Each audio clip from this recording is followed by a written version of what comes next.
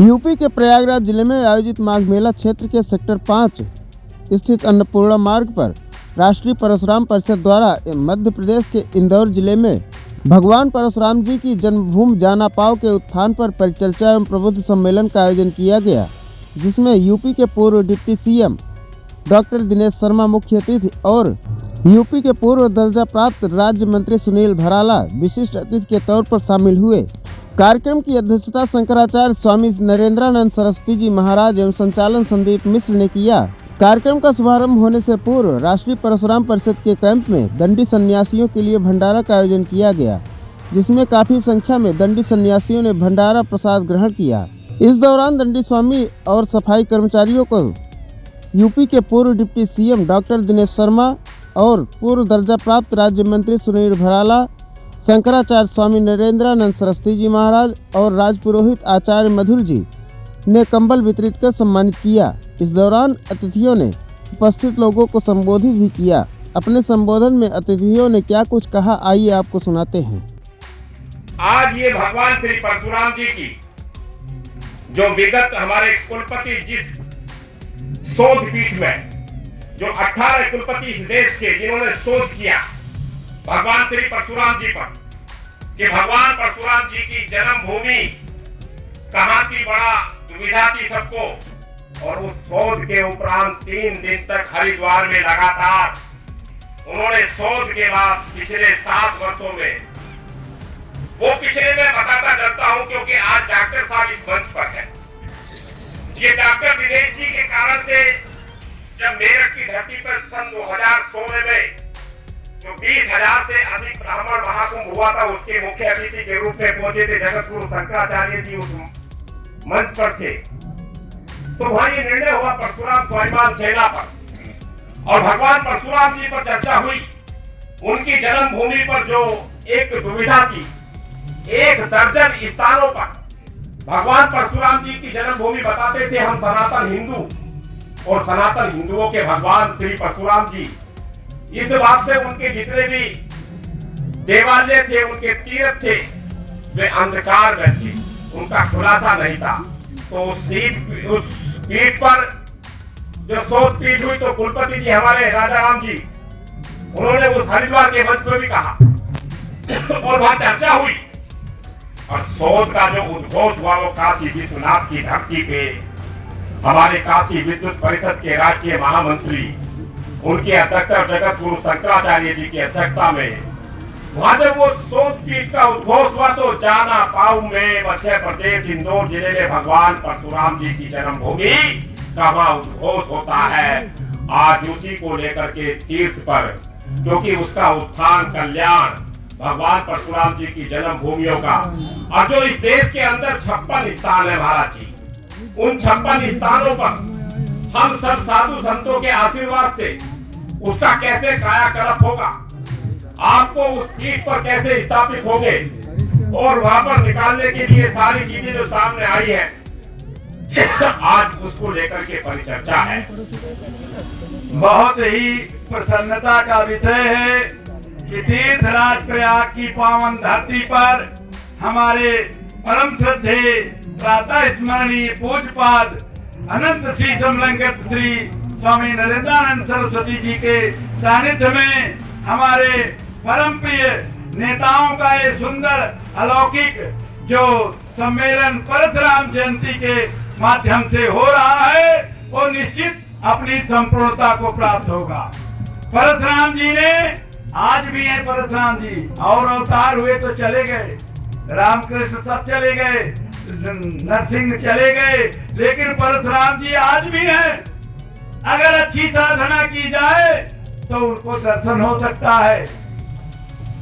और इसलिए जो भी समय कार्य किए जा रहे हैं परशुराम जी इनकी रक्षा करेंगे। और हमारी जो भारतीय जनता पार्टी की सरकार है वो तो बहुत अच्छा काम कर रही है। हमने तो और कुछ नहीं देखा, इतना ज्यादा हम नहीं अध्ययन करते उनके विषय में, लेकिन रोड हम देखते हैं। ऐसी रोड भारत में कभी नहीं थी। हमने कई चक्कर भारत के लगाए, लेकिन इतनी सुंदर रोड मंत्री जी हमने कभी नहीं देखा जितनी सुंदर आप लोगों ने बना दिया। तो पहला तो यही भाई, आने जाने का रास्ता नहीं होगा तो आप जाएंगे कहाँ? अब जब आने जाने का रास्ता बन गया है तो साधना का भी आसान होना चाहिए। की जो धरती है वहाँ पर एक भव्य विशाल, क्योंकि वो भगवान राम तो कलाओं के अवतार थे, लेकिन भगवान परशुराम में सब कुछ था। सारी मतलब तीनों चीज थी। विश्वगुरु, अगर विश्वगुरु कहना चाहिए तो भगवान परशुराम को ही मैं प्रोफेसर के नाते मैं कहता हूँ। तो वहाँ पर एक भव्य विशाल भगवान परशुराम का मंदिर स्थापित होना चाहिए।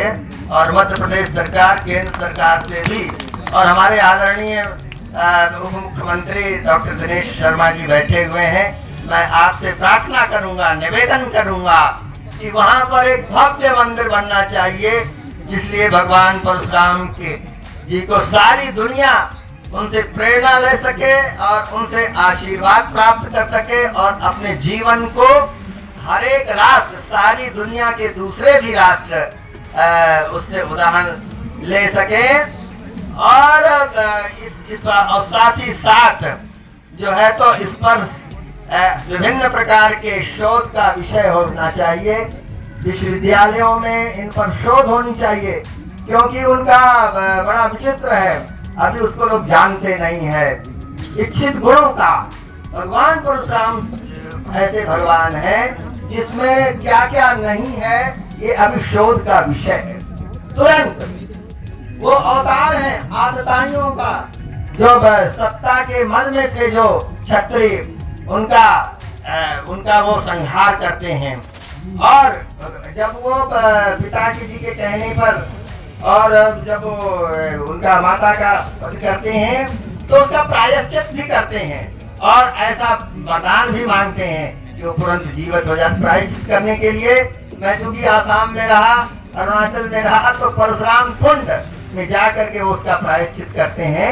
तो इन सारे विषयों का ये तभी संभव होगा जब हमारी जाना पाओ की पहाड़ी पर, जिसमें आयुर्वेद का भी भंडार है, जो परशुराम जी के जन्म से ही इस बात की जानकारी होती है कि कैसे एक दवा दूसरे वृक्ष के साथ छत्री का गुण करने वाला पुत्र पैदा करती है और दूसरे वृक्ष की पत्ती के साथ मिलाने से वो ब्राह्मण के गुण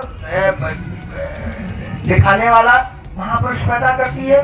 तो ये हमारा प्राचीन काल का विज्ञान भी भगवान परशुराम जी के विषय में जानने के बाद ही हमको ये पता चला था। वहां पर ऐसा भव्य विशाल, दुनिया में सर्वश्रेष्ठ, जो एक चीज का दर्शन नहीं कराता है, एक वर्ण का दर्शन उनका जीवन नहीं कराता है, जितने भी वर्ण, जितने भी प्रॉपर्टी गुण हैं, वो सब भगवान परशुराम के अंदर है। इसलिए वहां पर भव्य विशाल मंदिर बन। और एक जैसे राम जी के विषय में एक रामचरितमानस लिखी गई है, तो मैं यहाँ पर बैठे सभी विद्वान अध्येताओं, रिसर्च स्कॉलर, प्रोफेसर और पूजनीय संतों से ये आशीर्वाद मांगना चाहता हूँ।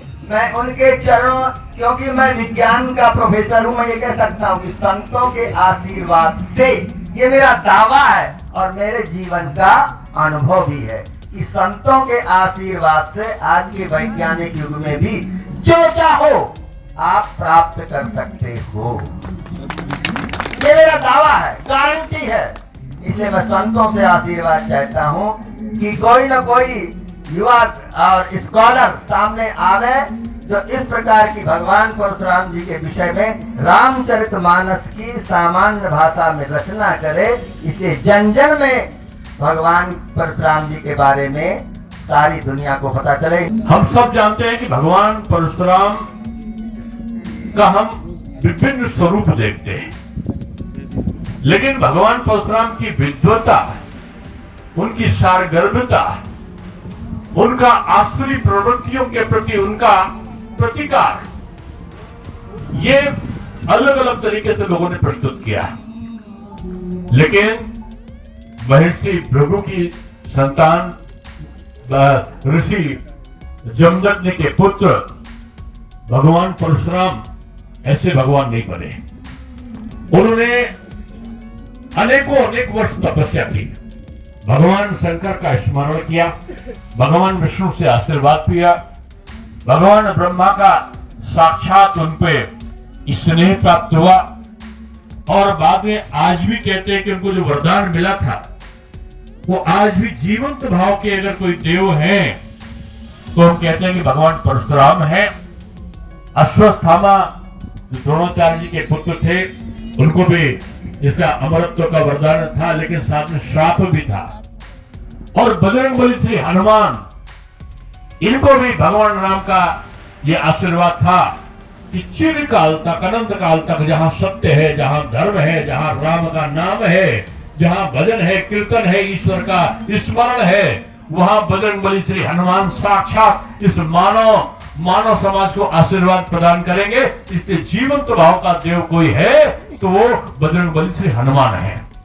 आपने राजाराम यादव जी ने, कुलपति जी ने एक विषय रखा कि जैसे रामचरितमानस की रचना की गई वैसे ही परशुराम जी के चरित्र का वर्णन भी होना चाहिए, जिससे भ्रांतियां कि उनको किसी जाति का संहारक न कहा जाए, बल्कि वो एक प्रवृत्ति के संहारक थे, एक मानसिकता के संहारक थे। वो किसी जाति विशेष के प्रति उनका कोई दुराग्रह नहीं था, बल्कि उन्होंने भी भगवान राम का जब स्वरूप देखा तो भले राम जब उनके सामने प्रणम्य हुए तो भगवान परशुराम भी प्रणम्य भाव से उन्होंने अपनी शुभेच्छा उन सबके प्रति अर्पित करा। ये भगवान का अनेक स्वरूप है जो भी आने के बाकी हैं, लेकिन रामचरित्र मानस का वर्णन अभी मैं पूज्य गुरु राम भद्राचार्य जी की कथा में बोल रहा था। वहां लोगों ने कहा कि राम जी के चरित्र का वर्णन गोस्वामी तुलसीदास जी ने कैसे किया, क्योंकि जगत गुरु यहाँ पर बैठे हैं और हमारे संतजन यहाँ पर बैठे हैं, और लोग बोलते हैं जहां संत है वहां बसंत है, जहां बसंत है वहां मनुष्य की कठिनाइयों का अंत है।